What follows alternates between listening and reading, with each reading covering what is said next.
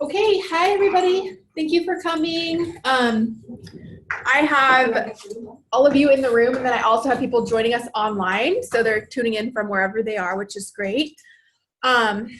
This meeting's gonna be recorded so people can access it after the training if they didn't get to see it today, which is really great.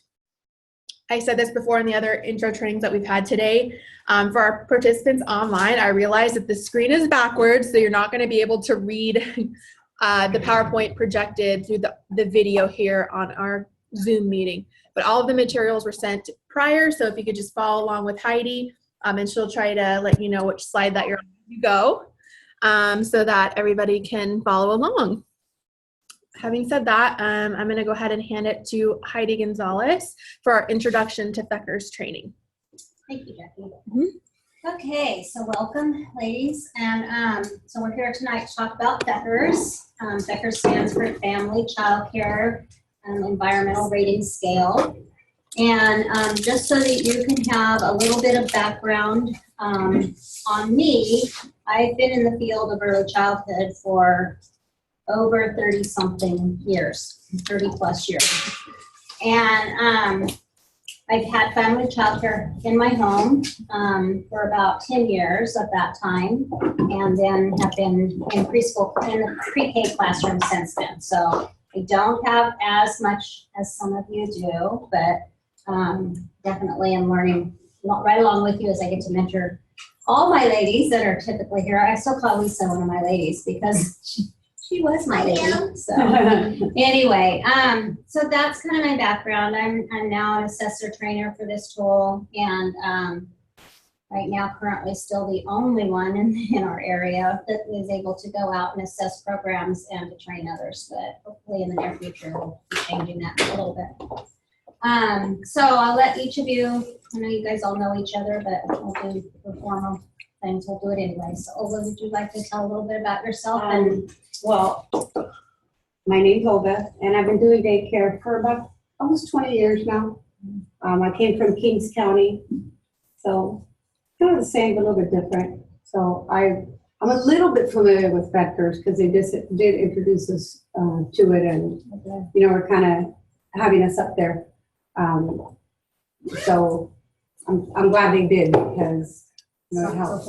Yeah, it helps. So I'm a large facility, and I've been. I did my change of location about a year ago, so I've been in Cottonwood for about a year now.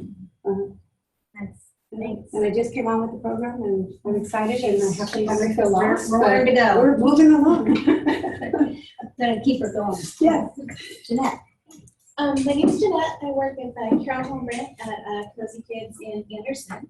And I'm new to the field. I've only been in the field for just over a year. I'm actually a college student working on my degree at Shasta College. And so I'm eager to learn. I've had a little bit of FCCERS and ITERS training in college, but not anything to this extent. So I'm eager to learn. And you're the perfect person to learn too, so. Lisa. I'm Lisa Becker. I also have a large family child care in Redding, California. Been about 23 years. And yeah. Always at these trainings too. She's always wanting to learn more and more. So, Yeah. I help my spouse. Which awesome. One of them should be here. Sorry. That happens. Here too. Karen. I'm Karen. I have a large family childcare. My husband and I team it together now about the last 5 years, and came on with QRIS.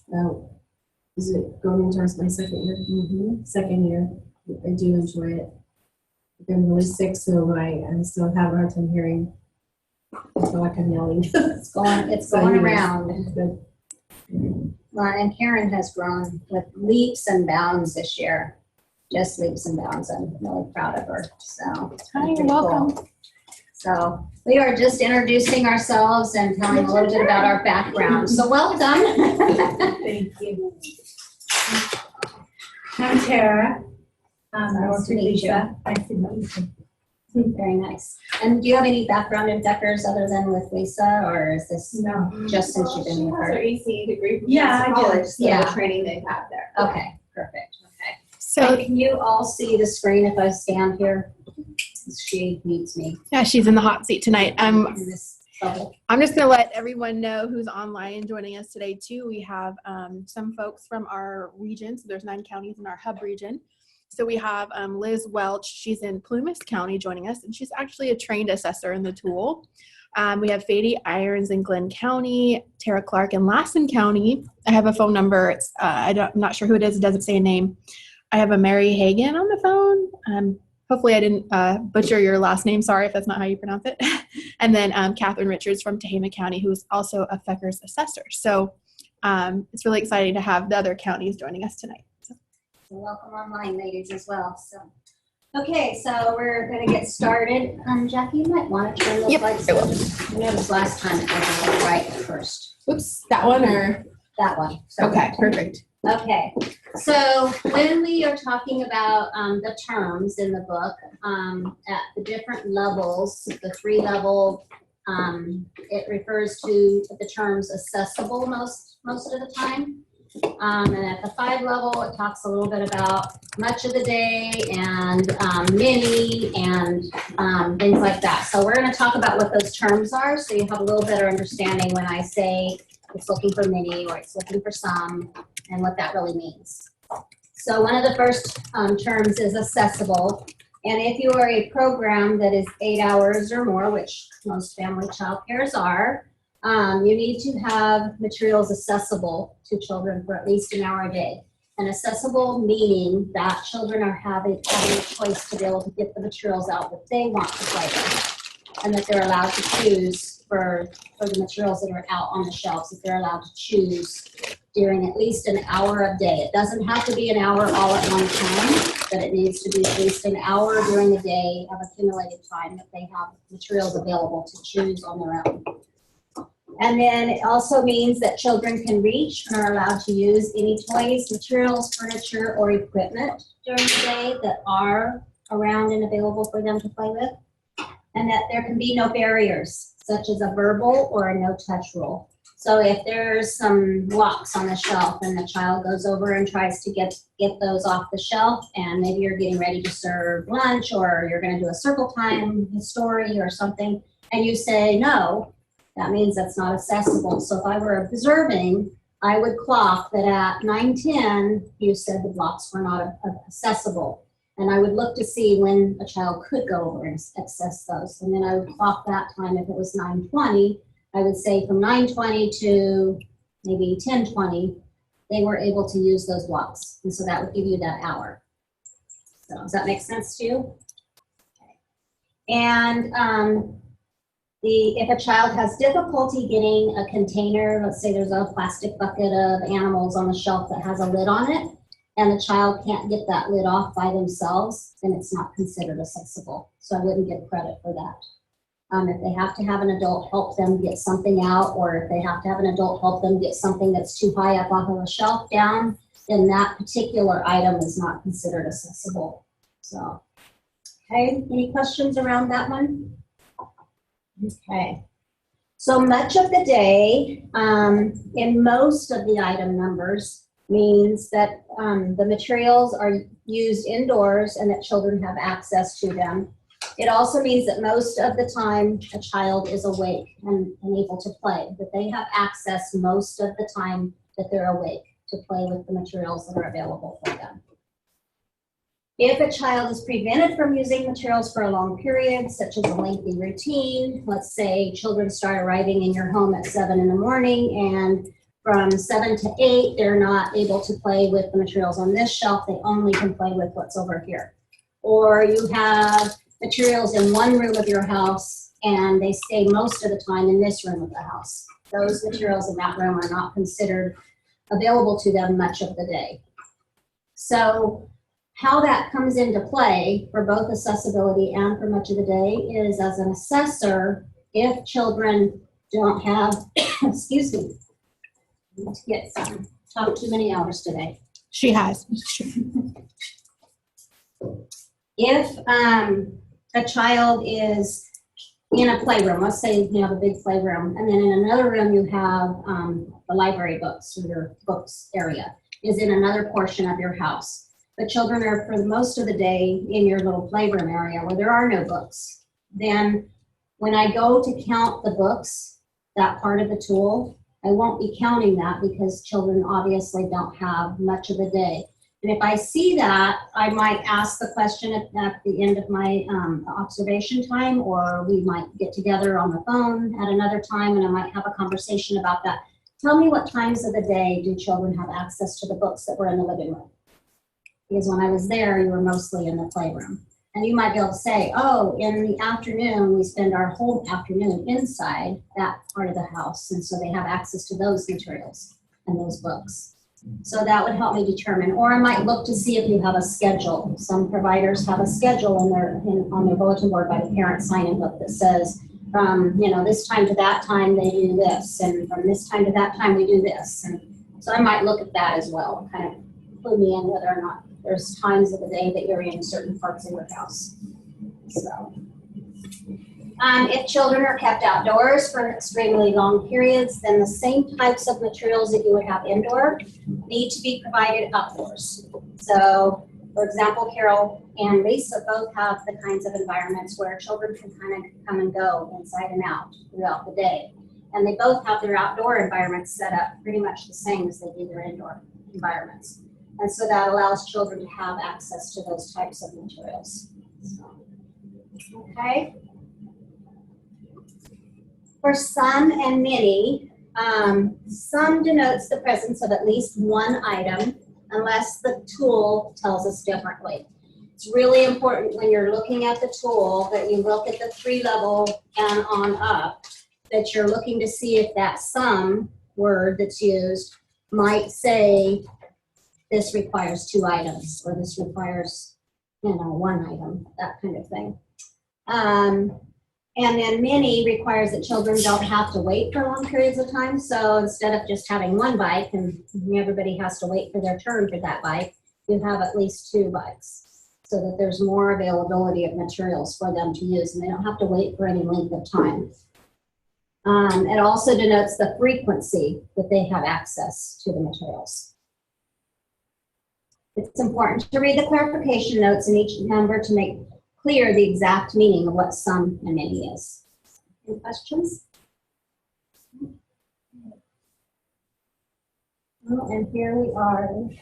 This happened to us last time.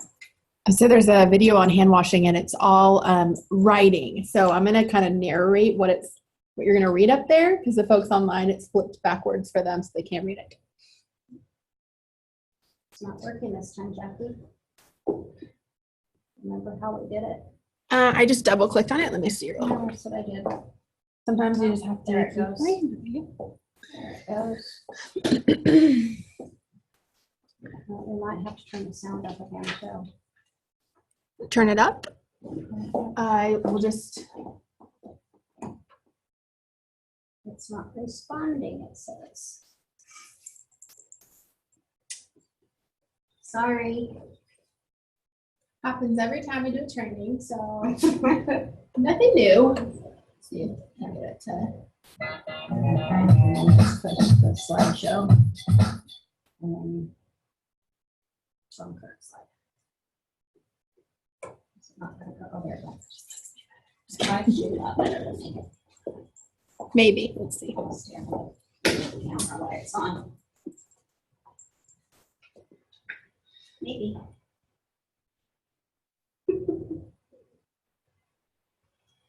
So while this is trying to load itself, and we'll let Jackie figure it out. So hand washing, you're going to look at it differently for your different age groups, obviously. So infants can't wash their hands by themselves. So you kind of have to help them through that process. Is it working? Yes. Do you want to? Yeah, go ahead. I'm going to narrate. Maintaining sanitary conditions during meals and snacks. Part 2. This video will cover the proper hand washing procedures for meals and snacks. Hands should be washed prior to and after meals and snacks in a sink that is designated as a clean sink. A clean sink is a sink that is used for all hand washing other than hand washing after toileting or diapering.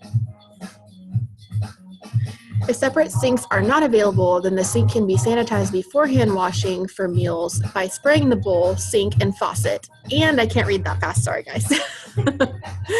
Don't forget the bleach and water solution must sit for at least 2 minutes before being wiped. There are 6 steps for properly washed hands that you should follow in order. And the first step is wet hands. Rub hands together under the running water to be sure they are wet. Step 2, scrub for 20 seconds. Hands must be scrubbed with soap outside of the water for at least 20 seconds before rinsing. Hands must be washed with liquid soap, but not antibacterial soap.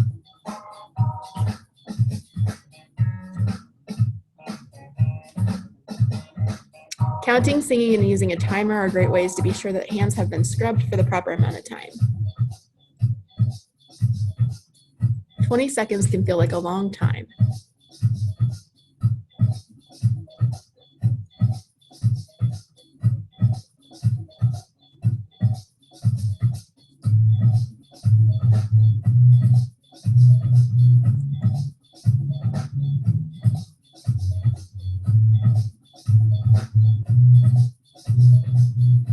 Step 3, rinse hands thoroughly. Soap must be completely rinsed from hands and wrists.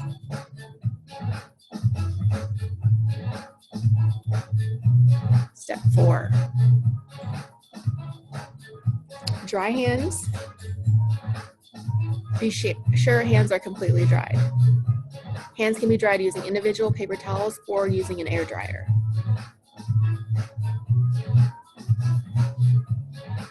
Step 5, turn off the faucet. The faucet should be turned off by using a paper towel.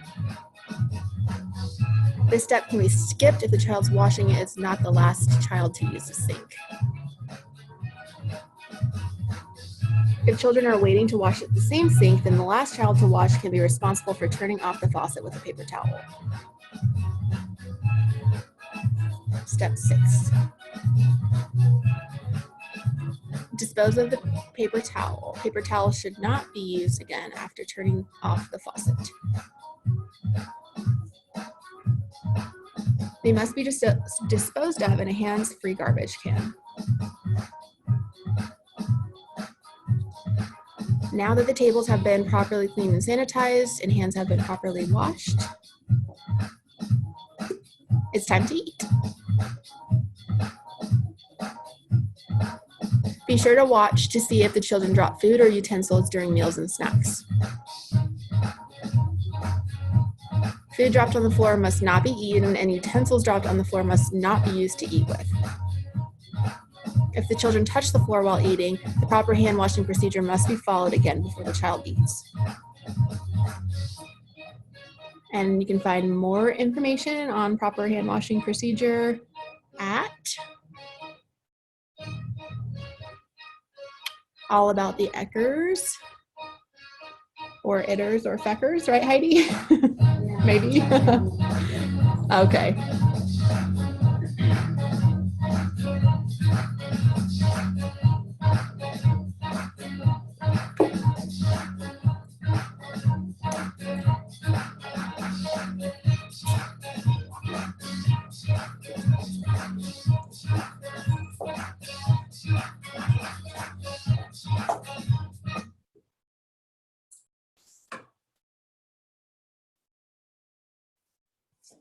Okay, so we'll kind of finish that up a little bit. The one good thing about proper hand washing technique is that it is the same. So Jeanette, if you were to go into a center program or an infant program, the hand washing procedures are the same. So regardless, for infants, because they can't walk over to the sink and do it themselves and climb up and do that, you, if you're diapering the infant, you need to get a wet wipe and wipe their hands before you get them down off of the changing table to take them over if they're walking, or before you pick them up to carry them over to the sink to wash their hands. And that's so that they don't contaminate you or something they might touch on their way over there. So that's one thing, to make sure that you have a clean wet wipe available so you can wipe their hands off first. You also, as a provider, even if you are gloving to change a diaper and you take those gloves off and you throw them away, you still would need to wipe your hands with a wet wipe. So that's one thing to keep in mind with that. I've had providers tell me that's way too many steps, it takes way too much time, but it is possible, and I've actually seen programs doing it really successful. But it does take practice and consistency on your part to get the kids into that routine of doing it properly. So, were you had a question? Yeah, just curiosity. Yeah. Where it said not to use antibacterial soap.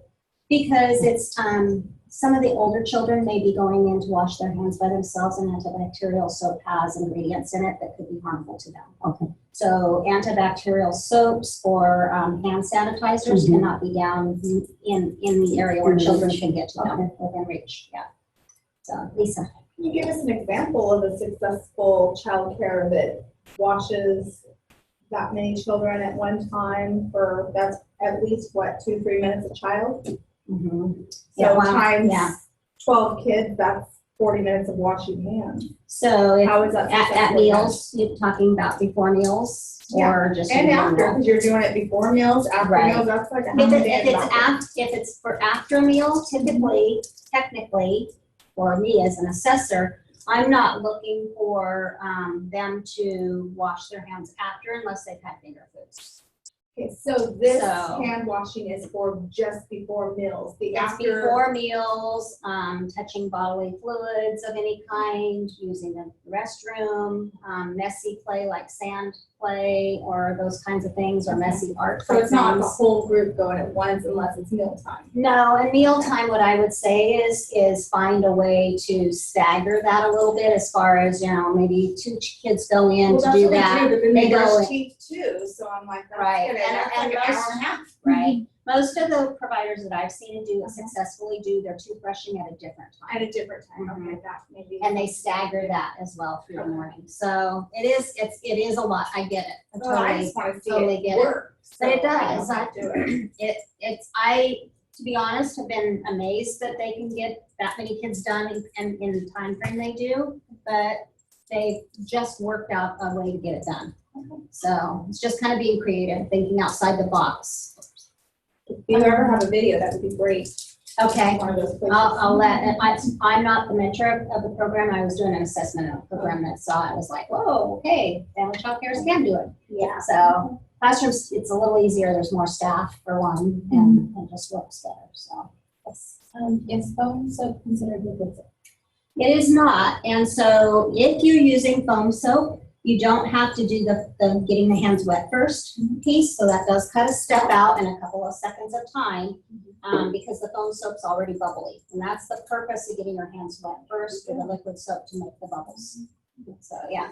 And then I noticed it said a bleach water solution. What about industrialized simple green? Simple green is perfect, yeah. So this is an older video, and most programs in our area, at least, are using simple green. So it's one of the things that Head Start has said is perfect to use. So a lot of programs are picking that up now. So yeah, that's fine. There was one other thing I was going to mention, and I lost my train of thought, but if I remember, I might stop myself and go on. So we'll move to display. A lot of homes, the area that they use, I mean, I get that your home is also your family's home. It's not just your business. And so sometimes it's difficult to figure out how to do these displays so that it doesn't disrupt your family's home. You all that are here tonight have the advantage of either having a separate room or having an area that's designated specifically just for that, and not necessarily just your family's home. So that makes it a little bit easier. The display is referring to the materials that children have available to look at. And it could be artwork, it could be photographs of the children and the families and their pets. It could be pictures of things that, you know, diverse cultures and things like that that you might have available for them to look at. The focus on the amount of two-dimensional or flat work is what we're talking about. It's displayed where children can easily see it and where they spend the majority of their day. So if they spend the majority of their day in a playroom versus your living room or some other portion of your home, that's where the display should be. It's wherever, whatever part of your house you use the most, that's where you're going to see the most display. It's individualized child's work that predominates the display artwork piece of it. So like I said, it can be other things as well, but what artwork there is displayed should be predominantly child choice work, not displayed work that you as a provider has told them how to make it or what to make, and that everybody's got the same example up on the wall. The provider should talk about the display with children, and as an observer when I'm there, I'm going to look for that to happen at least one time. We'll talk a little bit about how that happens, because it's not, people think, oh, it's on my wall, but I don't talk about it. You know? And so we'll talk a little bit about that. The photos of children in your care and their families and their pets should be available for them. That doesn't mean they have to be up on a wall. It could be there in a photo book and available that's somewhere that children can get to at any time during the day that they would like to go over and look at those pictures. It could be that you do like a collage type thing in one big frame of your children and your families. So it doesn't have to be like spread out here, you know, throughout your whole environment. As far as you talking with them, it could be that maybe over your diaper changing table, you have pictures of the children and their families there, or some artwork that maybe those children that would get diapers changed on a changing table, where they'd be able to see that work. And so it's you having that conversation about, remember when you painted with this yellow paint and you made this circle with your paintbrush, or you remember, this is you and Daddy. What were you and Daddy doing? I see a dog in that picture. And so you're having conversations with them. Now, there's been times where I've been in homes where they're changing a diaper and there's no conversation happening between that provider and that child on the changing table, because they're either talking to somebody else, or they're talking to their helper, or they're just getting the job done and they're not really talking to anybody. It's really important. That's a perfect time for you to have that warm interaction with that child, for them to feel cared for and that you're concerned about their well-being. And so that's a good time to have those kinds of conversations about things that are familiar to them, things that they can remember about, that you can have conversations around. So there's lots of different ways. Lisa, I'll use you as an example. She has a great display in her home that has, it's a plexiglass, I think it's plexiglass large, like the poster size frames. And she puts 2 or 3 or 4 pictures of artwork in there. It's behind the plexiglass, and it's low down where the children can touch it and they can talk about it and it doesn't get ruined. And that's one of the biggest things I hear providers say is, well, I don't want to put artwork down low because they're just going to rip it and they're going to tear it off the wall. That's a perfect way to take care of that issue without costing a lot of money and not having to worry about somebody's precious little work getting ruined. So, and it's easy to change in and out of as well. So, any questions about display? So here's a couple of examples. A family tree. They just took some yarn and made a tree out of some yarn, and then posted pictures for the children to see their families. And the other one is just some fun little frames that have clothespins attached to the frames, so you can easily remove the work. And that's obviously up a little bit higher where children aren't going to destroy the work. So. Okay, so we'll talk a little bit about language. You all are great in your environments about talking with the kids and interacting with them. But just as a reminder that language is important for children from birth on up, so that they can learn how to have conversations with others and they can learn how to have back and forth exchanges with each other. We want to hear the provider talking with the children during play and during routines. Talking that is meaningful and related to the children's experiences. So meaning that you're not just talking about something that you see happening that might not be something relatable to them. So it could be something where maybe in the morning you're holding them and they're waving goodbye to mommy or daddy out the window, and you're talking about the color car they're going to get in, where they're going to go. That's something familiar to them. Something that happened the day before, remember yesterday when we read this book, things that are familiar, having those conversations around things that are related to them. Using descriptive wording. So as they're playing with a car that rolls across the ground, and then they stand there like they don't quite know what they're supposed to go do, and you say, go get the blue truck that drove fast across the room, or that zoomed across the room. So you're using descriptive language, something that describes what the action. Verbal communication is personalized, so you're getting down at their level and you're talking to them at their level. We stand up here all day long and we look down at kids all day long. It's much more personable if we get down at their level and we have more of a eye-to-eye contact with them, and we're using their names and we're smiling or we're patting them and touching them and having some kind of a personalized conversation. Using different kinds of topics to talk about. So making sure that you're not just leaving things to be decided upon about talking, that you're purposefully bringing up things and talking with them. Jackie. Are these different subskills in the FCCERS tool, these different things that you're describing? This is just language in general, but yeah, it is kind of a increase from area to area. I didn't break this one down just because in general, this is what we'd like to see across the board. So you're just looking for those pieces, and then you document the times that you see that happening? Yes. Okay. Yeah. Usually, typically, for the different levels, like 5 level or 7 level, we're looking for different examples for a certain number of times. FCCERS breaks it down even further, like we're looking for specific math language, we're looking for specific times of the day that language is happening, during play and during routines, and we're looking for a specific number of examples.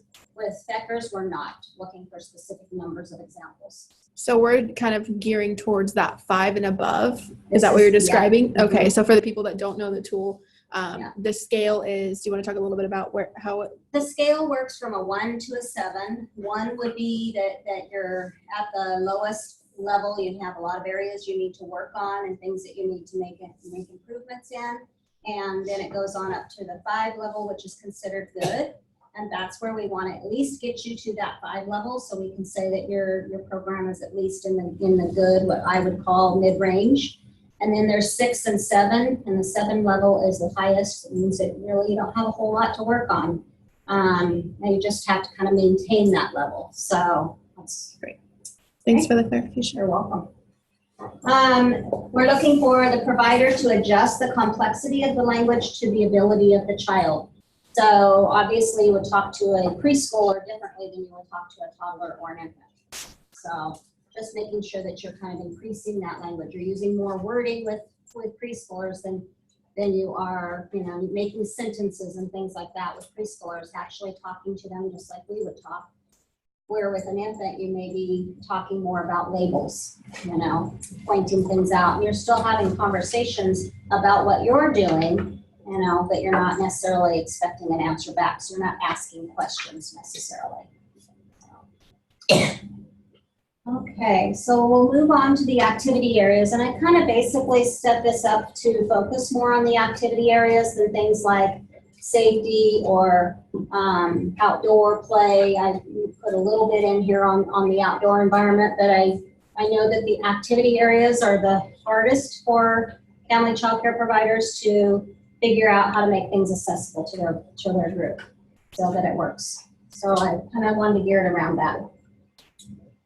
For books at the 5 level, we're looking for at least 12 books per age group, and we're looking to make sure there's no violent or inappropriate books. There is a small list of what we consider inappropriate, and those would be books like the nursery rhymes, Grouchy Ladybug, some of those types of books. Our region right now, at one point we kind of were saying, okay, here's the list, this is what we're looking for. We've made the decision right now not to follow that list until further notice. But FCCCERS and FCCERS tools all do say inappropriate, and that means things that children can be frightened by. And as mentors, what we work with our people on is thinking about how you're introducing a story. And children come to us with lots of different background experiences, and we might not know what all of those experiences are. So things like,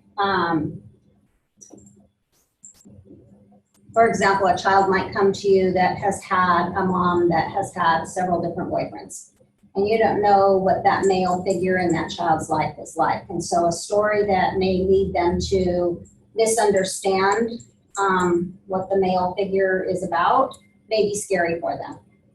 And so just knowing how to talk to children about fantasy and reality, for example, the 3 bears.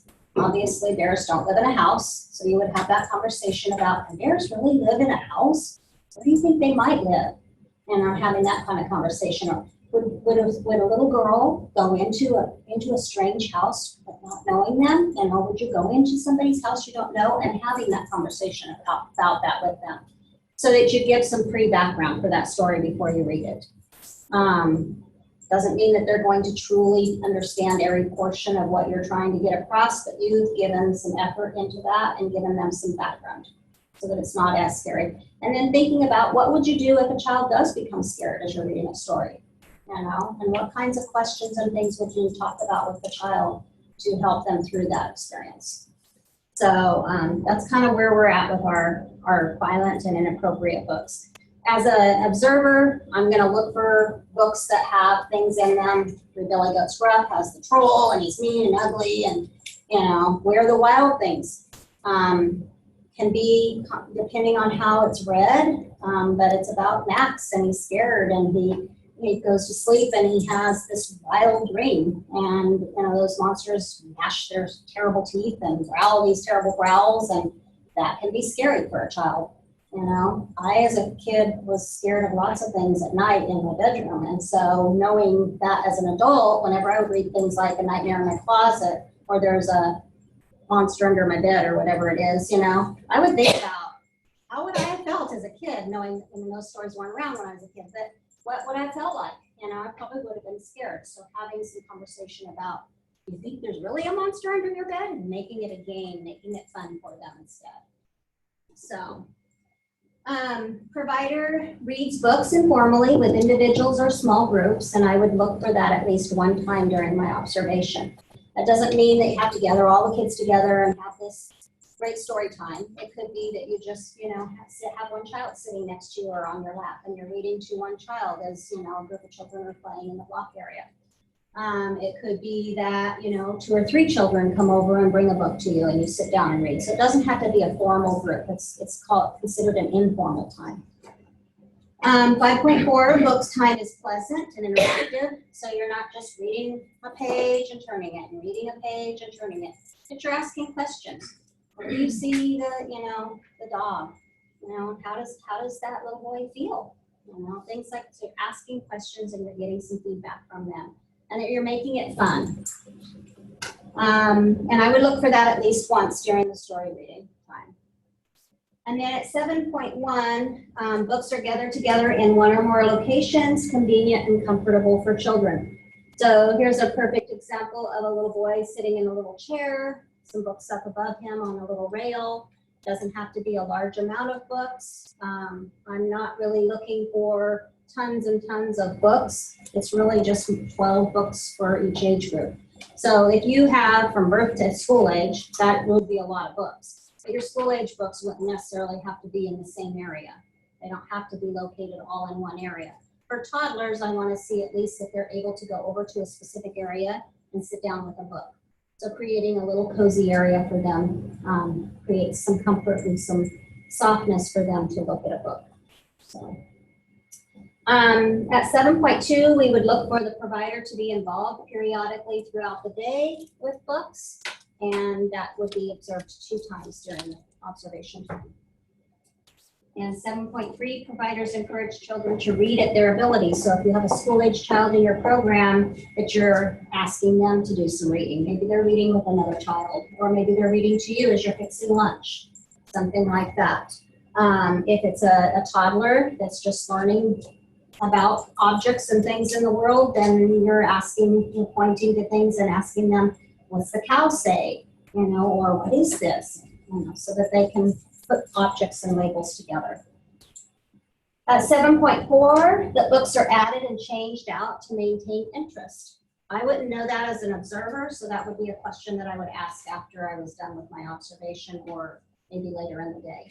And we might have a phone conversation about some things that I didn't see and how you can clarify for me. Okay, any questions? So we'll talk about fine motor, and obviously if you have lots of different age groups, that's going to be a lot of materials. So we're going to talk a little bit about what that looks like and how you can make that work. So for infants and toddlers, at the 5 level, we're looking for at least 10 accessible objects. We're looking for them to be well organized, and we're looking for some provider interaction with those materials. At the 7 level, we're looking for rotation of materials at least monthly. And again, that wouldn't be something I would know, so it'd be a question I would have to ask you about. And we're looking to see that the space that they're going to use those materials is convenient for them. So meaning that if there's a couch here and there's a shelf right next to it, but then there's a big sofa table right next to that couch, and there's really no space for them to really truly play, then that shelf space and those materials on that shelf are not really in a very convenient spot for them to use them. So that would be where, we would have conversations around, as a mentor, how can we make this play space more accessible for these kids, more convenient. So we'll look at the kinds of materials. For infants, we're looking for things like rattles, grasping toys, busy boxes, nesting cups, textured toys, containers that you can fill and dump. These materials for family childcare don't all have to be in the same exact spot. So if you have play spaces throughout your home, I would be looking in every single play space. If you have your own child enrolled in the program and you let children use that room, I would ask, which rooms do you have children, use when I go to do your observation, and then I would ask, if they are allowed to use the bedroom where your daughter might have her things. And if you said yes, then I would go in that room and I would check those materials out there too. So if there were infant or toddler toys in that room, I would count those. So anywhere that children are allowed to play. For the toddlers, we're looking for things like shape sorting games, stringing beads, knot puzzles, stacking rings, chunky crayons, and top beads. So, and these are just examples. There's hundreds and thousands of different types of fine motor things, but fine motor refers to the things that they can do with their fingers and the small movement of their hands. Any questions? Any questions online, Jackie? Not yet. No?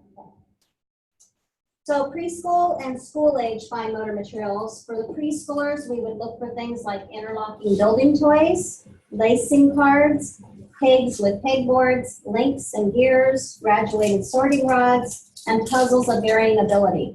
And what that means is it might be a puzzle that has 2 or 3 pieces that fit together to make, like, let's say, a ball. And it might have 2 or 3 different pieces to make that ball, but those are all in one little circle. And maybe there's a cow, and so it might have a front and a back to make the cow, And then a higher up, more advanced might be a cow with 5 or 6 pieces, but all on one board. Or it could be a floor puzzle. That makes it even more difficult because there's no frame now to put that puzzle together, and they have to talk about straight edges and curved edges and edges with lace coming out of them. And so they're looking at different abilities. For school age, we're looking for things like building toys, such as Lincoln Logs, Tinker Toys, and Legos. Obviously, preschoolers can use those things too, but that's typically what we're going to look for when it comes to building toys. And then we're looking for manipulatives like pickup sticks, jacks, small finger games, things that they can do that are smaller. Art materials, we're looking for markers, watercolors, scissors, jewelry making, weaving, sewing, those kinds of things. And puzzles with complexity, more pieces and small pieces. So in order to fit your infant, toddler, preschool, and school age materials in your environment so that you have what you need for each age group, you're gonna want to have shelving areas that can house those kinds of things. So your school age toys will be up higher, where school age children could reach them, but your toddlers and your crawling infants can't. And your preschoolers would be on the next level down, so that again, toddlers and infants can't necessarily reach those things. And then toddlers and then infants. So that's how you kind of think about it. It may be that you have a second helper and maybe one area of your house is more for the school age and the preschool, and maybe your infants, toddlers are in another area, or maybe you've blocked off an area of your room so that your infants have quality toys at their access, but they can't get into things that aren't necessarily for their age group. I know Carol at one time for a while had her room kind of divided up like that. And it worked out really well. And she has all of those little tiny things available for her preschool age kids and some toddlers, but her infants couldn't get to them.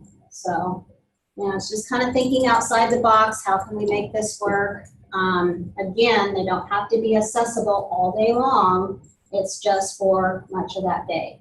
So your school ager who comes after school or might be with you for a few hours, an hour or so before school, would have those materials accessible, and maybe you have a space that they go and sit where they can use those materials where the infants or toddlers can't get to them. Because typically preschool and school age can use the same materials. Does that make sense? Lisa and I really struggled with this one for a while, just trying to figure out how to make the materials fit in your environment so that it's conducive to the tool and works for your group. So, and it's tricky, I get that. So, okay. So art, for toddlers, that they're offered art at least 3 times a week. And we'll talk a little bit about what art looks like for toddlers in a couple minutes. For preschoolers and older children, that they have drawing materials accessible daily and for much of the day. So for your preschoolers, those art materials would be, upward at an area where they can get to them. The marker pens the lids are enclosed in either plaster of Paris in a container or in a little wood block so that the lids can't come off, so that if they drop them on the floor, an infant or a toddler can't get them and choke on them. So 5.2, 2 different types of materials from 4 types of art accessible daily for preschool and older children, and we'll talk about what those categories are. 5.3, individual expression. At least 85% of your displayed art has to be individualized. And what that means is that if you have cut out designs that you want them to make, I'm thinking bunnies right now because it's going to be Easter, but a circle and some ovals and some wiggly eyes, and you have those on the table, and you say you have to make a bunny with these shapes, and you're telling them where to put the ovals, to make the ears, and you're telling them where the triangle goes for the nose, and that's considered a parent pleaser, a project, and not a process. So we want art to be about the process and not the end result. So provider facilitates appropriate use of materials. So taping down the edges of your picture or the paper so that as a toddler, because we know toddlers really use their whole body to do their coloring or their painting. And if the paper is not secured to the table, then it's going with their arm at the same time, and that's really frustrating for them. And typically they get upset and they start crying, and there's all kinds of meltdowns happening around that. So thinking ahead, how am I going to help this child be successful? So take the edges of their paper down so that it stays where they want and they can work to their heart's content without any frustration. So, okay, any questions? Okay, 7.1, at least 3 different drawing materials are used with toddlers weekly, and we'll talk a little bit about what those types of drawing materials might be. 7.2, the access to material is based on their ability. So if you have a older toddler, let's say, who age-wise is older age-wise, but not developmentally, you aren't going to necessarily give them the smaller crayon, you're going to still give them the chunky crayon. Or if you have a a preschooler who has some kind of a developmental delay and they still don't have real good fine motor, that you're going to give them access to other types of materials that are larger. A toddler who is very developed. I know I had one of my granddaughters, when she was 2, she had a pictograph that blew me out of the water. I mean, she was drawing circles at 2. And so we gave her small crayons to use, even though, we would sit there with her because it's still a choking hazard. But we, let her use them when we're there because she was able to do that. And you don't want to stop a child, you don't want to stifle them. So you want to give them the option to still use those kinds of materials. So think about their ability. And then 7.3, 3D art materials are used at least monthly with preschoolers and school age. I might not see that in my observations. That might be a conversation we would have, is what kinds of materials do you have available and how often do you provide those materials to them. So then there's some ideas of 3D art. And 3D art is anything with height and width and depth to it. So if you had some paper and some tubes and some styrofoam pieces and a popsicle stick, and they glued them all to the piece of paper just individually, would that be considered 3D art? I don't think so. No, it would not. Different dimensions. No, because if they glued it how about, let me try this. I know they can't see me online. Sorry, guys. But let's just say you have a piece of paper. I can just Oh, there you go, shift Jackie. it like Thank that. you. And they glued their tube right here. And they glued their packing pieces right here. And they glued their popsicle stick right here. That's not considered 3D. If they were to take their tube and glue it here and then poke a hole and glue that popsicle stick so it was moving up, and then they glued some styrofoam to it, that would be considered 3D. Does that make sense? Okay. So Oh, thanks. all of these pictures here on our screen show 3D because they're building up and out, and there's some depth and width and height to it. Okay, so the art categories. So drawing materials are things that they can draw and scribble with, like crayons, markers, pencils, colored pencils, chalk. Items to draw and scribble on are things like their various sizes and shapes of paper, chalkboards, writing whiteboards, and paper plates, or the sidewalk would be considered a place to draw. And paint marker materials could be things like finger paints, water cakes, and those are those round cakes that are about so thick, and an individual, each color is in its own little individual hole. Tempera and water paints and brushes and paper. So those are the kinds of things that you would provide to a school age or a preschooler to have access to. And here's a great way to show how you could put those, at a little bit higher level. You could put those up here. A preschooler could reach that bucket and take it down, or school age could reach the materials out and take them out of the bucket and take it to the table. 3D materials would be things like Play-Doh, clay, wood, pipe cleaners, paper tubes, straws, and sticks. Collage materials would be things like glue, paper of various sizes and shapes and colors, magazines, sequins, and buttons. I will warn you that sequins, buttons, glitter, those kinds of things that are small should not be used around your toddlers or your infants because you would get marked down for safety reasons for that.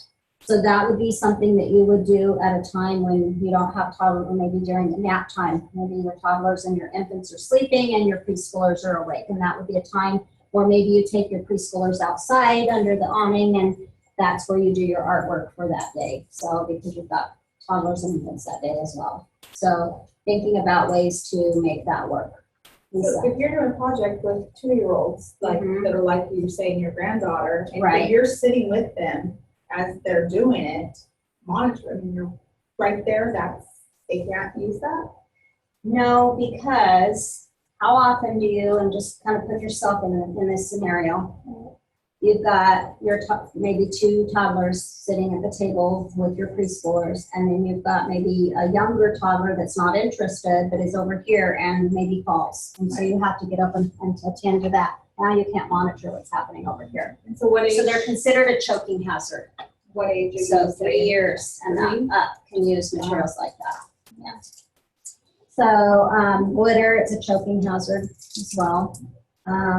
And glitter on the container, it'll say toxic. It'll say do not use.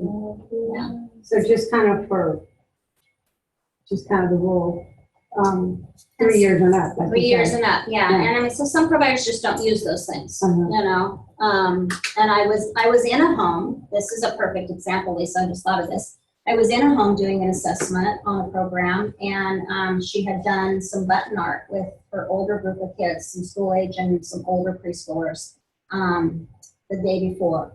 And they were hanging on the wall drawing, on a little clothesline drawing. And a couple of buttons had fallen off, and she didn't know because, you know, they were down on the floor in the carpet, and one of her toddlers or infants that was crawling went over and got it and was in his mouth. So is there So- a list of all the, oh, right there. Yeah, right there. And it is in your book as well. It'll tell you. So yarn, natural objects, feathers, and gems. Gems are also a choking hazard, so be careful with that one as well. Your tools would be things like scissors, staples, hole punches, tape, Play-Doh tools, and stencils.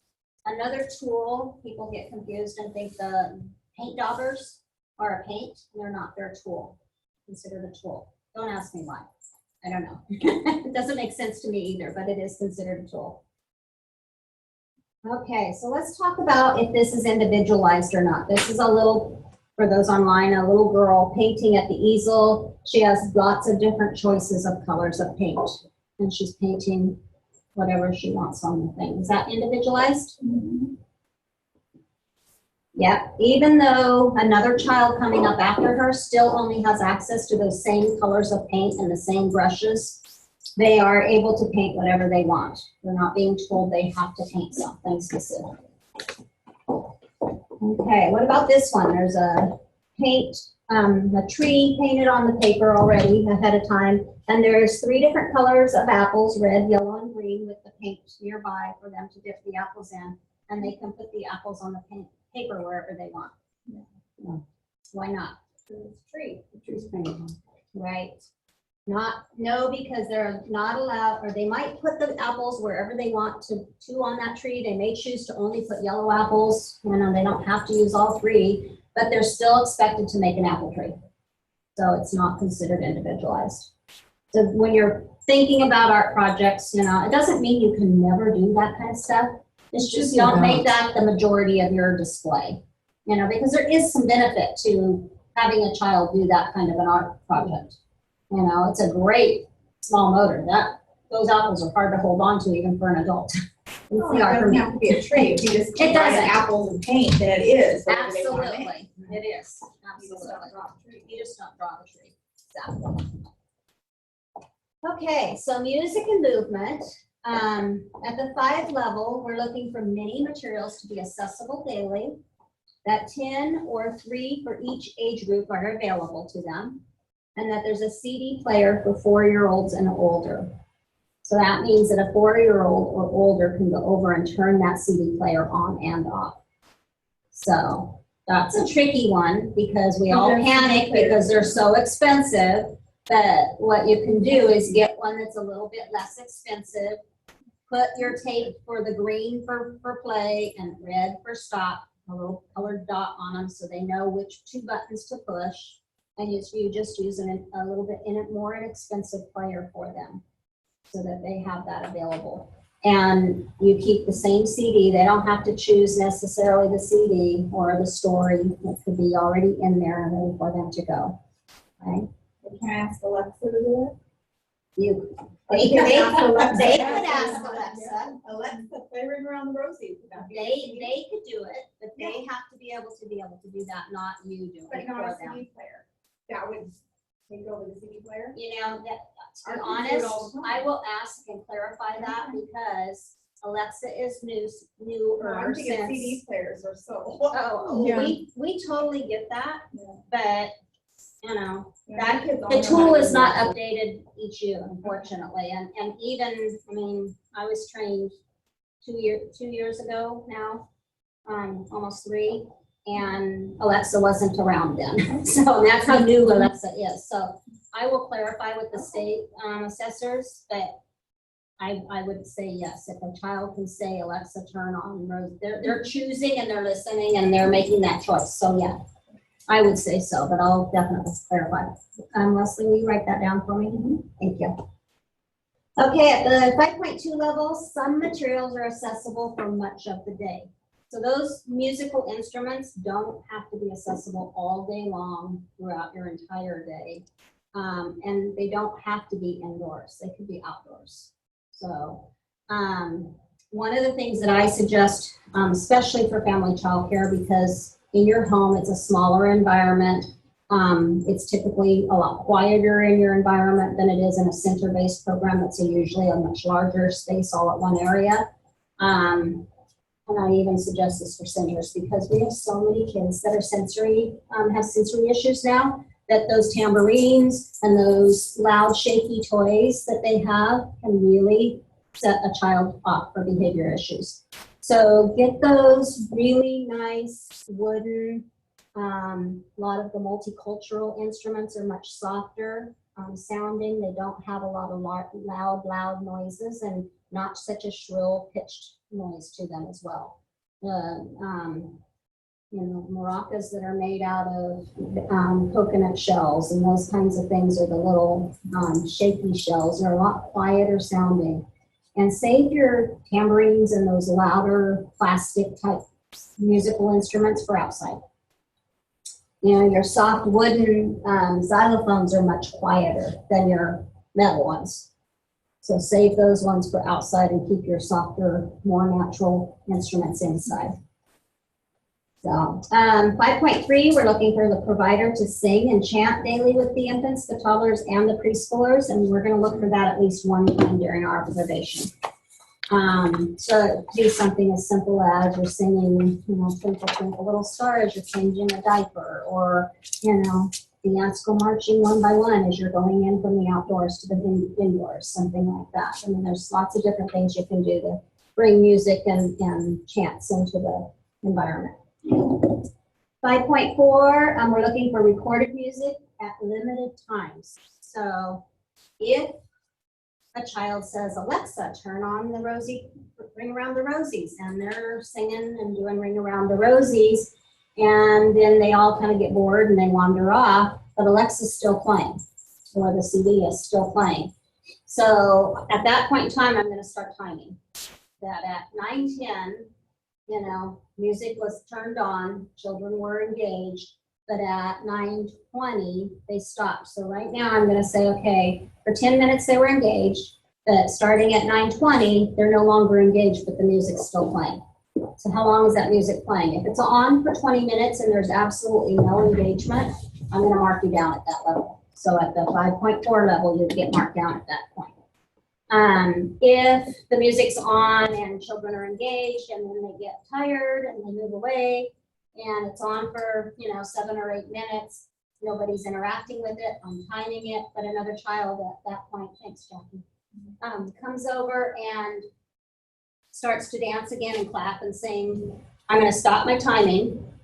And then when that child gets bored and stops and there's still nobody over there and the music's still playing, now I'm going to start my time again. And at the end, I'm going to add that all together. If it comes up to 20 minutes, I'm going to mark down. So it's really important, especially now that you're talking about Alexa, that, hey, Alexa, off, or whatever you say to her. I don't have one, so I don't know. Well, when you get asked, it only plays the one song. Okay. They ask, it doesn't play, So that was, unless they ask Yeah. for the full soundtrack. yeah, so, just as a Yeah. provider, though, you want to monitor that. So if you notice that's going on, there's a fabulous daycare provider here in town that plays beautiful, soft, classical type music that's just very soft and mellow. It's typically on all day long, though. And it's so soft that you kind of tend to forget it's even on, but it is on, and for that child who could be sensory, they probably do hear it. I have a daughter who's got sensory and she hears things I would never hear. So it's important to think about that. Oh, that's a good question. What's So that? we play classical music during nap time. Mm-hmm. That's okay? That That's could be an okay hour and a half because from it's now? considered a time when children are being soothed and calmed. And, 20 you know, minutes. yeah, so that doesn't count for that time. It's during active periods of time. Yeah, good question. Okay, so music and movement at the 7 level. We're looking for a variety of music, so things like cultural music, children's music, music in other languages, music that has instruments from other cultures playing, things like that. At the 7-2 level, we're looking for the provider to encourage children to dance and sing and clap. And if it's if it's infants, if you have mostly infants, that you're holding them and you're dancing with them and singing with them. That you're encouraging your toddlers to clap to the rhythm, you know, to try to get them to understand that rhythm piece. And that you're participating in dance with the preschoolers. So the 7.3 level, we're looking for creativity is encouraged during music activities, so children are encouraged to make up their own words or their own dance movements, things like that. Any questions? Okay. So we'll move on to blocks. And for blocks, we're looking at the 5 level for mini blocks and accessories for each age group. And mini for toddlers is 12 blocks or more, and for preschool and school age, it's 30 blocks or more. For blocks to be considered a block, they cannot interlink. So a Duplo block or Lego, bristle blocks, those kinds of things that connect together are not considered a block. They're considered a fine motor, small building material. Blocks have to be at least 2 inches by 2 inches in order to be considered a block. So, and then the blocks and accessories are organized according to type. So that children know how and where to put things away. Any questions?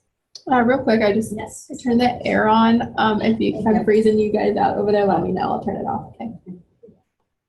Okay, at the 7 level, we're looking for 2 kinds of blocks with different characteristics, meaning size, weight, texture, foam, form, or shape. And at the 7.2 level, we're looking for a variety of accessories, and those will be things like your transportation, your animals, and your people. And at the 7.3 level, we're looking for the provider to encourage and participate in the block play. And as an assessor observing, I would look for that to happen at least 1 time per day. So, any questions on that? So one of the things that I'll mention is for your block area, that these are the things that are in your block area, and that we don't have other things in your block area. So it can't be puzzles in your block area. There can't be, you know, fine motor or manipulative type, you know, materials that you build with in your block area, because you would get marked down for that. They have to be in an area where children can access the blocks and they can build a structure with the blocks. And it has to be in an area that's considered out of traffic, so that children aren't, you know, running through the middle of the room and children are trying to build in the middle of the room. Does that make sense? So, okay, dramatic play. So at the 5 level, we're looking for many and varied materials accessible for each age group. For toddlers, that means 5 items, and we'll talk about the kinds of items in a few minutes. Preschoolers, 10 items, and we want 2 themes. So themes might be things like housekeeping, fantasy play, different kinds of work, leisure, going on a picnic, that kind of thing. And then 5.2, we're looking for the materials to be accessible much of the day. So children have access to those areas and those materials much of the day. And that they're well organized by type, and that there's some child-sized play furniture for your dramatic play area. So many providers will say, how do I get 2 things? And you can do your things. You could have a theme outside, and you could have a theme inside. Your outside themes could be things like your different types of work. So it could be firefighters and construction workers and that kind of thing outside, where they can use more of that large motor and they can pretend with the trucks and the hammers and those kinds of things.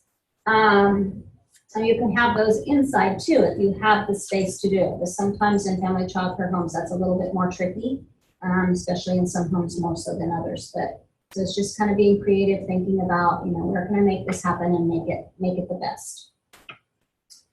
So, any questions on that? 7.1, we're going to look for the materials to be rotated at least monthly. So you might rotate things like your foods, or you might rotate your clothing items, dress-up items, things like that, or you would change out your themes and make them a little bit different each month. In order to consider something a theme, you only need 3 props. So I'm not talking like firefighter with, tons of different things to make it a firefighter unit, or a restaurant with, all these different kinds of restaurant things that you might have, or a grocery store with, a farmer's market, and then a home life too. I mean, that's a lot of stuff in one little spot if you're gonna just use the same little area. I'm talking 3 props. If there's 3 things, I can make it a second thing. Okay? So if I were looking in your dramatic play and I saw some dishes, some babies, and some dress-up clothes, that would be your home life. That would be 3 items that can consider for home life. And then if I saw some chopsticks, a menu for a Chinese restaurant, and some foods, that would be a second thing. That could be a restaurant. Or a cash register that's added in there could be considered a restaurant, for a restaurant. Or, some baskets to carry some fruits and vegetables, and some straw hats and a cash register or something. Could be a farmer's market. So there's lots of different simple ways to make a second theme without overwhelming your space. So, 7.2, we're looking for diversity items, at least 2 examples in your area. So again, your chopsticks, your foods, and your menu for a Chinese restaurant could be, 3 different items for that, because typically a Chinese or a Japanese restaurant has some Chinese and Japanese writing, so it tells me, and it also lists, tempura or whatever, so it's written differently than a typical restaurant menu would be. It also could be things like the little food bowls. I used to go and buy in the grocery store or at the Asian food stores, box containers of food. I'd take the food out and then tape the box with clear packing tape to seal it shut and just to make it sturdier, and then put that in my dramatic play area. And that would work for a prop as well. So there's lots of different ways to do it where it doesn't cost a ton of money as well. The grocery outlet on Hartnell has those little bowls and spoons for really cheap. So that's a place to go and get some things like that. So, okay, math and number. So at the 5 level, we would look for many. Remember, many is anything more than 2, unless it specifies a certain number, and vary, so different abilities and varying levels of ability of the materials accessible. So for 5.1, we're going to look for 5 per age group. So that's considered the many. 5.2, we're looking for materials to be accessible daily for much of the day. If 5.1, if I had to mark no because there weren't 5 items per age group, or the ability level of those items was not varied, then I can't mark 5.2 a yes, even if you meet the criteria, because they're considered married. And so both 5.1 and 5.2 have to be scored yes in order for me to move on up to the 7 level. That makes sense? So 5.2 is the materials are accessible daily for much of the day. And those materials are talking about the many and varied in 5.1. That's why they're married. So 5.3, we're looking for 75% of the materials to be organized and in good condition. So if you have a puzzle, let's say 2 hands that are a number puzzle, and each finger is marked with a number, and 2 of those number fingers are missing, it would be considered in good use, so I would mark down. I would mark down for just one thing though. I'm looking for 75%. So 75% of your materials have pieces missing and you can't, there's not 10 pegs for the pegboard, and you've got some puzzles with pieces missing, and you've got, counters over here, or you have a balance thing for counters and there's nothing to put in it. That wouldn't be considered 75%, so I would mark down.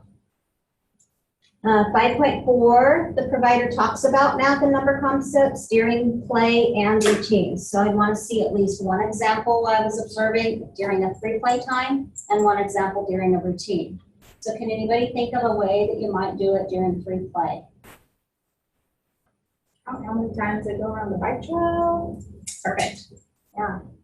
You might be counting how many blocks they're stacking, how many friends are sitting at the table coloring together. There's lots of different ways that you can incorporate math talk during your day. How about routines?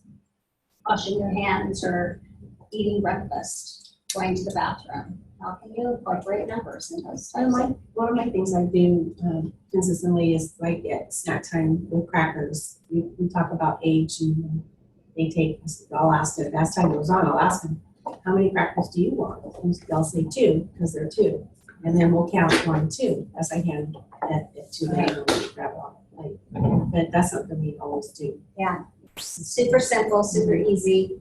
But we don't always think, as we're going through our day, a lot of special routines because we're just trying to get through the routine. And so we don't always stop to think about how to have math talk. And math talk is super, super important.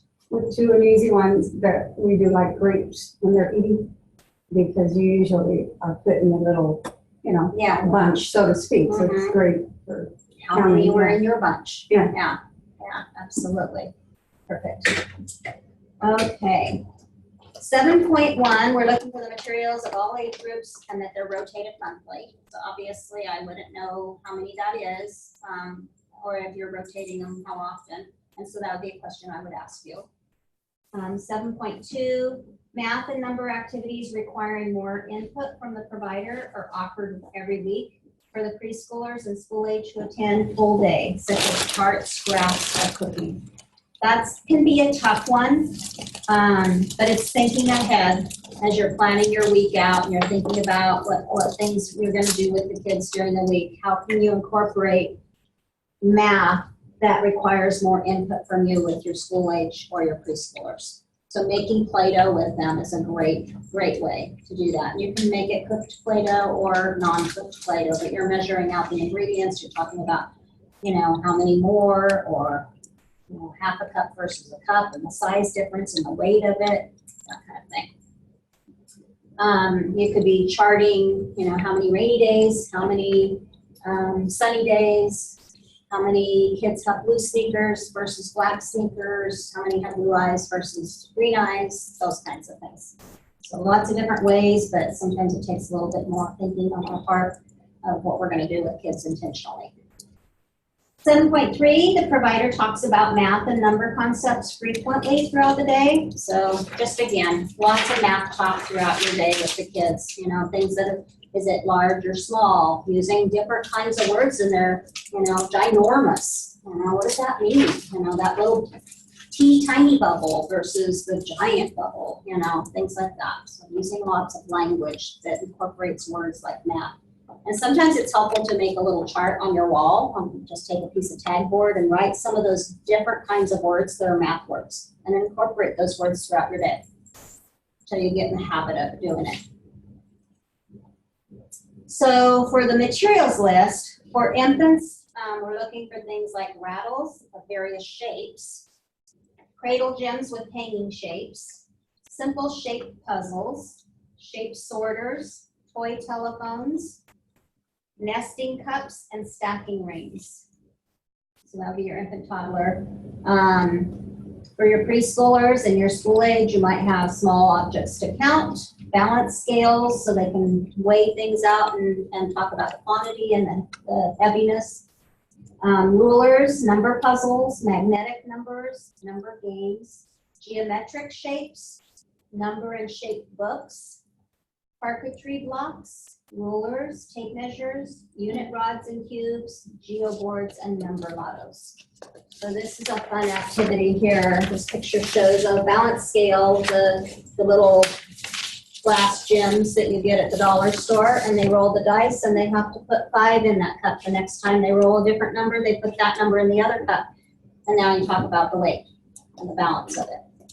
So lots of fun things that you can do relatively cheap. You don't have to have all of these beautiful lakeshore materials that are out there on the market.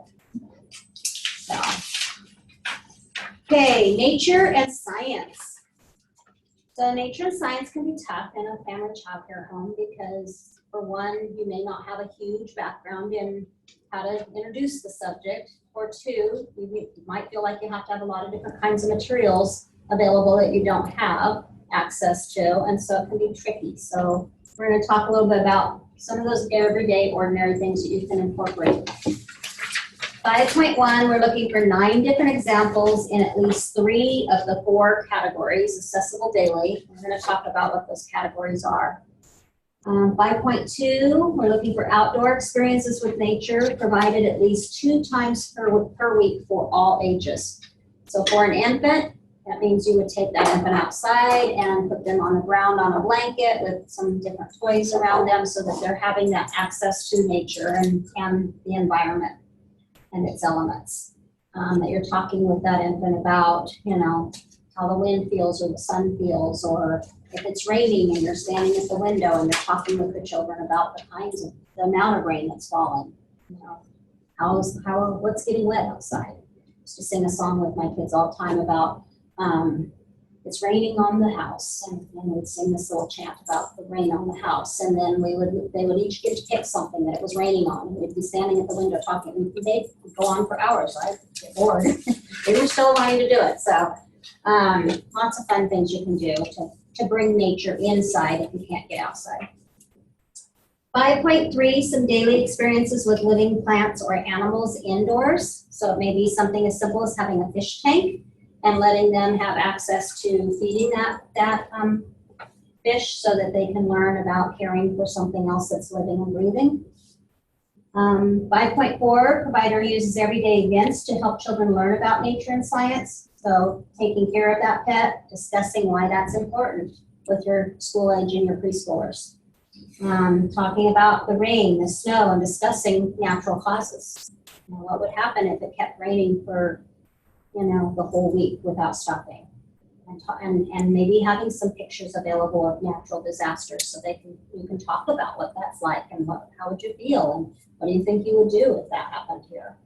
So not really bears, but you want to. I was totally. Well, you want to talk. I don't want You want to talk about things that children can learn and understand about. Obviously, you're not going to do that with a preschooler, but a school-age child who might be hearing that on the news, or even a preschooler who might be watching. They shouldn't be, but you know, I can guarantee you they do. And so they may be worried about something like that, and you can have that conversation about what that would be like, and you know how scary that would be, and what do you think you would do? You know, because kids want to know. They hear about earthquakes, they hear about fire, especially in our area. They hear about fires all the time. And so, you know, that's something important to talk to them about. Yeah, you don't want to scare them, but at the same time, you want to bring things into them that they're talking about and that they're wanting to have answers about.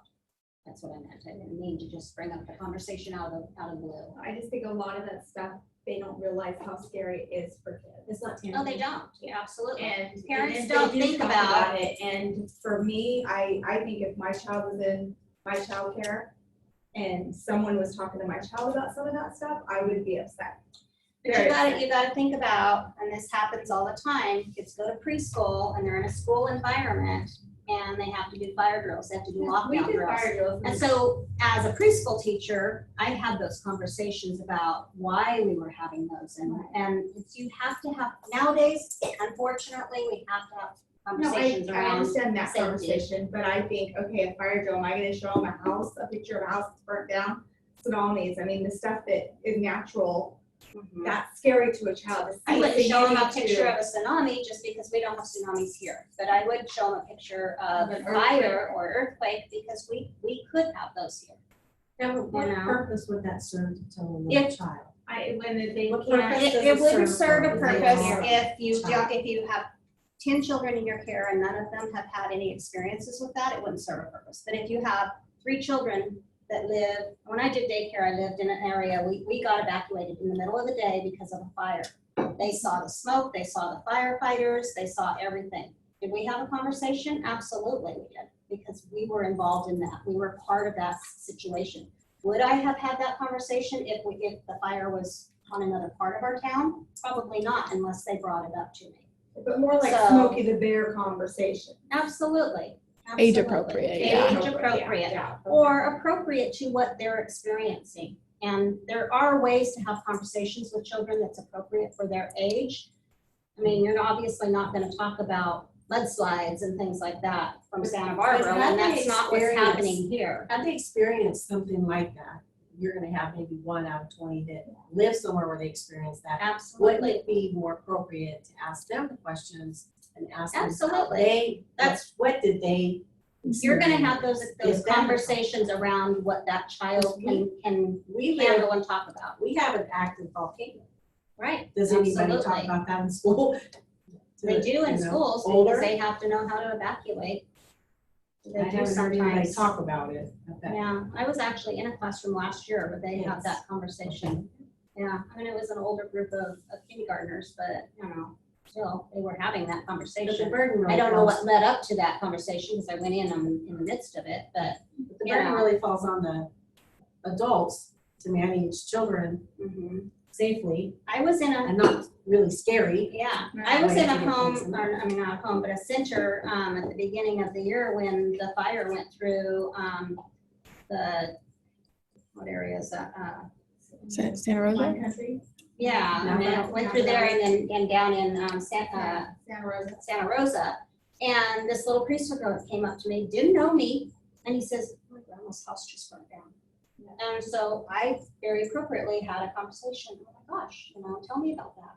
And he told me more than I thought he would probably know, but Right. that was a conversation I felt I could have because he was leading that conversation. I was just following his lead, Right. So, I mean, I didn't get pictures out and start showing them off my phone, or anything like that, but, so you have to, what your children in your group can handle. So having those kinds of conversations around natural causes, I don't mean natural causes that they're not experiencing.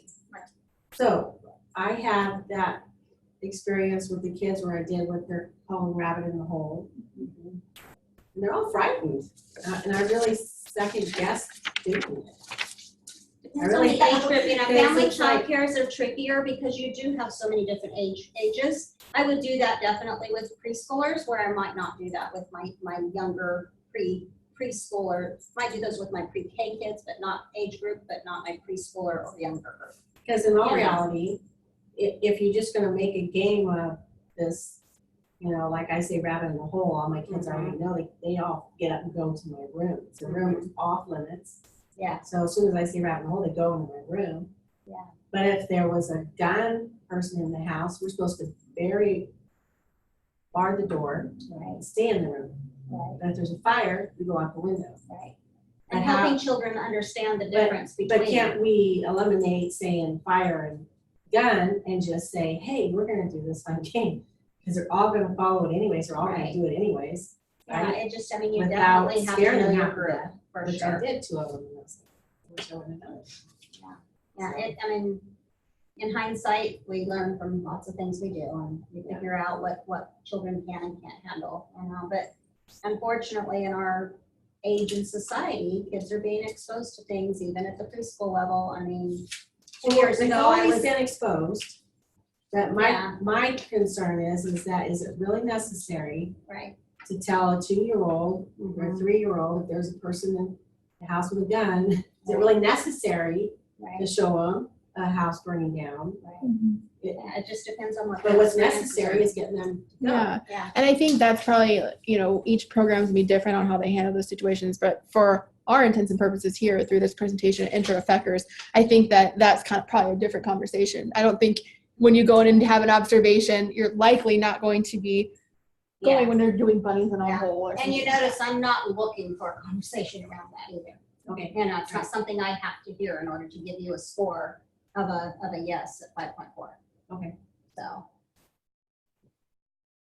7.1, the provider shows interest in and respect for nature. So you're helping them learn how to take care of the pets. You're helping children learn how to handle the objects safely and carefully. A great one for that is snails, because their shells are so soft and brittle. So really helping them learn to understand being gentle and soft. And that you're helping school agers with science projects. So maybe you've made the exploding volcano, or you're using the bottle with the seltzer and it just fizzes up, and you add your soda to it, and having that conversation of what causes that. 7.2, the materials are well organized. 7.3, the nature science activities requiring more input from the provider are offered. And for preschoolers and school age, at least one time every 2 weeks. So things like your cooking, your simple experiments, measuring the rain, and sprouting seeds. So any other questions around that?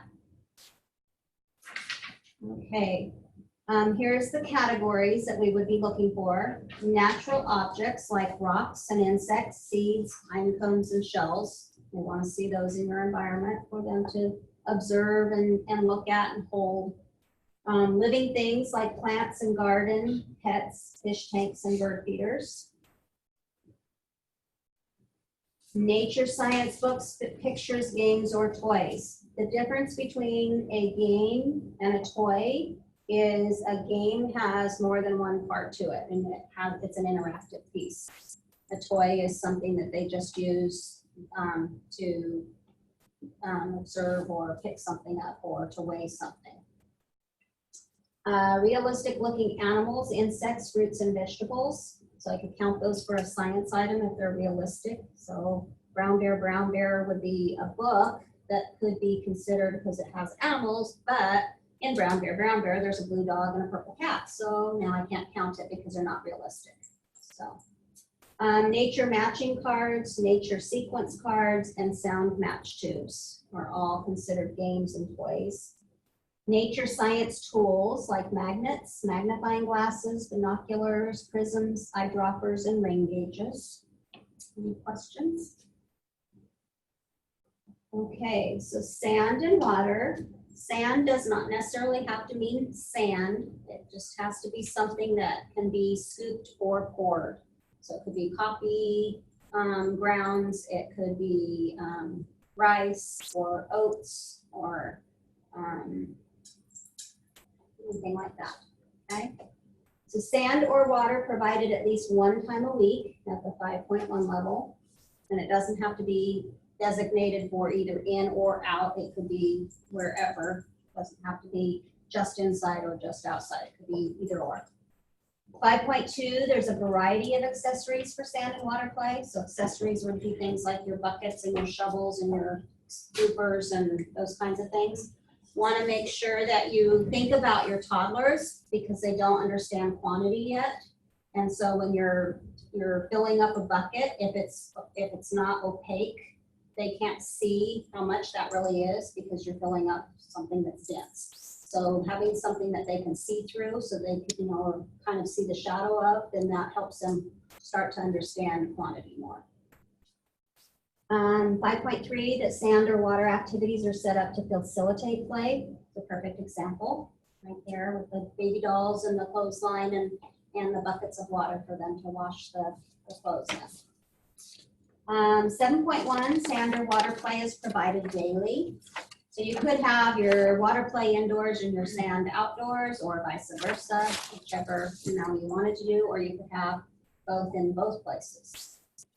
7.2, different activities are offered, such as washing the babies, floating toys, pouring and measuring activities, different colored water, bubbles added to the water, those kinds of things. So would something like packing peanuts be considered a sand and water activity? What was that? Packing peanuts, little white styrofoam packing peanuts. Oh, okay. I would say yes, yeah. They're like choky for one, and they're a choking hazard, but I'm just using it as an example. So that wouldn't be because it's like. it's not sand or water.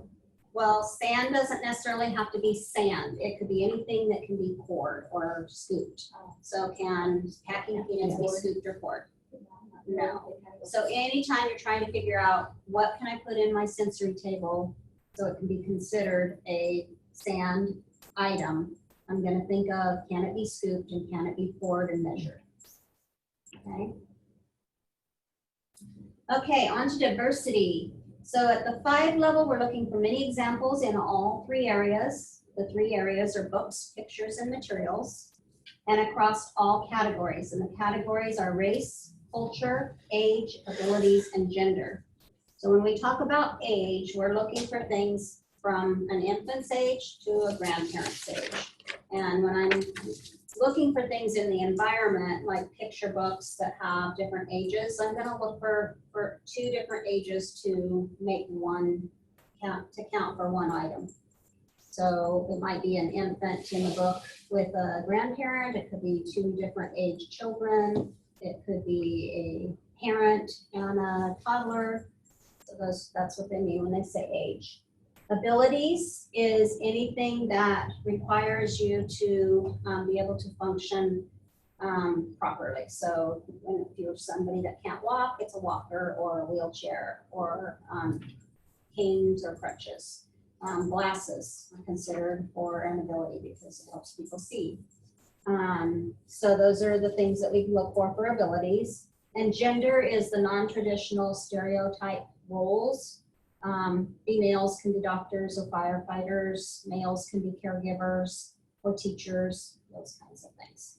So, and you would see those kinds of things in your block people or books, pictures, posters, those kinds of things. 5.2, we're looking for at least 4 examples representing various races and cultures to be accessible. Foods from various cultures, dolls of different races, eating utensils and bowls, food packaging from other countries. So this noodles in this picture is really just yarn. It's a great way to make your noodles. I saw last night I was looking online for something and I saw they took the styrofoam meat tray and they put the color of meat yarn in there, little pieces of yarn, and stuck it in there and wrapped it with packing tape and made it look like a package of meat. I was like, oh, that was really clever. So lots of fun ways to add things. I've seen on Pinterest tons of different little patterns for making foods. So like the egg rolls, that's just a piece of felt that they've stuffed and wrapped up to make it look like an egg roll. So there's lots of different patterns on there you can get now, I've seen. So 7.1, we're looking for daily inclusion of diversity. So things like you might greet the child in another language as they arrive in the morning. Hola, Jimmy. No. Or music from around the world, or serving utensils at lunchtime. You have chopsticks, or have those little soup spoons for the Asian foods, and they can use those as scoopers. And in different kinds of foods, introduce different foods. 7.2, activities included to promote understanding and acceptance. So families' customs are shared with your group. If you have a family who celebrates something in a different way than what we know, then you might have them come in and show how to roll out a tortilla or how to make nami or something like that. You know, there's lots of different things. And cultures are presented in your environment. So just going to the Asian store, I got some really fun fans and some pictures and things like that, and putting them up on the wall and making a little area for your Asian culture, things like that. Any questions? Okay, here's just a couple of ways to, here's a fun way to store your pins. You can get your little tree piece, make a base for it, screw it together, and then drill holes for your pins and glue your lids into it so that the marker lids are not accessible now to your toddlers and your infants. Outside, taking some PVC pipe and attaching some instrument pieces to the sides of it, making a fun outdoor music area. And in your playground, taking pieces of cut tire and lining it on the edges and put some wood in the center and take some flags over the ends to make a boat. Isn't that cute? Yes, that is Yeah, I cool. thought that was really Yeah, cute. that's a summer project for the. Want to take a picture of that, Noah? Yeah. I can see Vance now, you've got him. He's like, So. ay, ay. Yeah, I thought that was cute. And it's That's super, all I super got. simple. I mean, it doesn't take a That lot is of the materials. Because, I've always told him, we've actually been looking, we always look on Craigslist, because I tell him, I want to get the big, giant tractor tires. I think, 'cause being, Right. when I was a kid, that was like the best thing ever, Yeah. you know? You might And call I some just, of the tire stores because they supply those kinds of things. yeah, I told him, I said, I want to get some big ones. I remember crawling in them and Yeah. hiding You in just have them, to and be you couldn't find careful. it. You do live in an area where snakes would be around, so you have to make Oh, sure yeah. that you, Oh. and black widows Yeah. too. Mhm. Yeah, so you have to be real careful with Yeah. that. I But that can't- one's super easy. You could bury them down low enough that, nothing could crawl inside of them. So anyway, any questions? We are finished. Yeah, anybody online have any questions? If you do, please write them in the chat box and I'll ask Heidi. But I'd just like to take the opportunity to, while I'm talking here, for the people joining online, if you'd like a certificate that you attended 2 hours of professional development on the Intro to FCCERS tool, I'd be happy to provide that for you. So you could email me at hub@first5shasta.org, hub@first5shasta.org. So if there are no questions, I don't see anything popping up yet, I'm going to go ahead and end the meeting. We have our sign-in sheet handy. And the sign-in sheet is on the end table out there.